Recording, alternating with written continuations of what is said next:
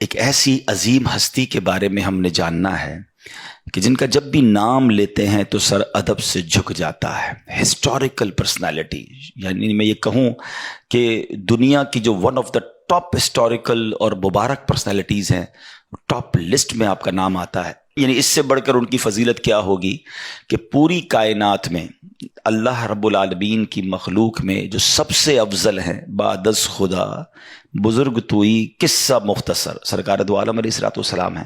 آپ وجہ تخلیق کائنات ہیں، مگر نبی پاک علیہ الصلوۃ والسلام کے بعد اگر کائنات میں کوئی سب سے زیادہ افضل ہے تو وہ حضرت ابراہیم علی نبینا علیہ الصلوۃ والسلام ہے.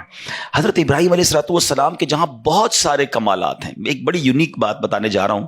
4 جو آسمانی کتابیں ہیں نا، توریت، زبور، انجیل اور قرآن، ان چاروں کتابوں میں حضرت ابراہیم کا ذکر ہے، اور ان چاروں مذاہب میں حضرت ابراہیم کا ادب اور پیروی بھی ہے. یہ بڑی کمال کی بات ہے کہ ہی از ایکسیپٹیبل ان آل 4. ہم کہہ سکتے ہیں کہ جو آسمانی کتابیں ہیں اور ان آسمانی مذاہب میں، ان سب میں ان کی بڑی عزت ہے اور ان کا یہ بڑا مقام ہے. حضرت ابراہیم کا جو نام ہے ابن رحیم ہے، رحیم باپ کا ہے، مہربان باپ، اس سے آپ کے نام کو یوں سمجھے کہ نسبت حاصل ہے. حضرت ابراہیم کے بہت سارے فضائل، بلکہ یوں سمجھیے کہ اس دنیا میں بہت ساری چیزوں کا جو آغاز ہوا ہے وہ حضرت ابراہیم علیہ الصلوۃ والسلام کے ذریعے ہوا ہے. آپ ابو الانبیاء بھی کہلاتے ہیں، یعنی آپ جو ہے اپنے بعد آنے والے تمام نبیوں کے والد ہیں. یعنی آپ کے بعد جتنے بھی نبی اس دنیا میں آئے سب کے والد آپ ہیں، وہ آپ ہی کی نسل سے آئے. اور آپ نے کعبے کی تعمیر کے بعد یہ دعا بھی کی تھی کہ اللہ میری نسل میں، میری اولاد میں وہ نبی عطا فرما جو آخری نبی ہیں. تو سبحان اللہ، باقی انبیاء بھی اور خود سرکار دو عالم علیہ الصلوۃ والسلام بھی حضرت ابراہیم کی اولاد میں سے ہیں. اچھا، ایک بڑی اور خوبصورت بات جو شاید لوگوں کو نہیں پتا کہ سرکار دو عالم علیہ الصلوۃ والسلام سے شکل میں مشابہت، یعنی نبی پاک سے چہرہ انور میں سملیرٹی جو ہے، تمام نبیوں میں سب سے زیادہ حضرت ابراہیم علیہ الصلوۃ والسلام میں. بلکہ خود نبی پاک علیہ الصلوۃ والسلام فرماتے جس کو ابراہیم علیہ السلام کو دیکھنا ہو وہ مجھے دیکھ لے.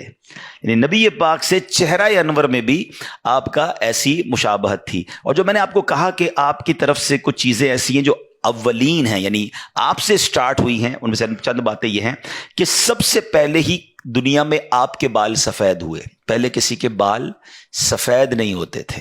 سب سے پہلے آپ ہی نے اپنے بالوں میں مہندی کا خضاب لگایا. سب سے پہلے جو پاجامہ ہے، جو سلا ہوا پاجامہ، پہلے تہبند پہنتے تھے لوگ، وہ آپ نے سٹارٹ کیا اور پھر ساری دنیا میں شروع ہو گیا. آپ نے ہی سب سے پہلے منبر پر خطبہ پڑھا. سب سے پہلے آپ نے راہ خدا میں جہاد کیا.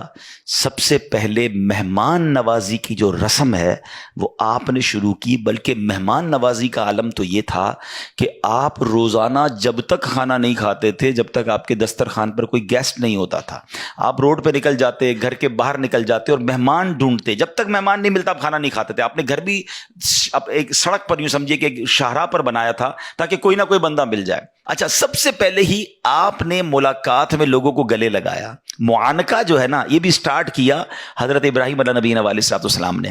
سب سے پہلے ہی آپ نے ثرید، یہ قسم کا کھانا ہے روٹی اور شوربے کو ملا کر بنانے والا، یہ ثرید بھی حضرت ابراہیم علیہ نبینا علیہ الصلوۃ والسلام سے منسوب ہے.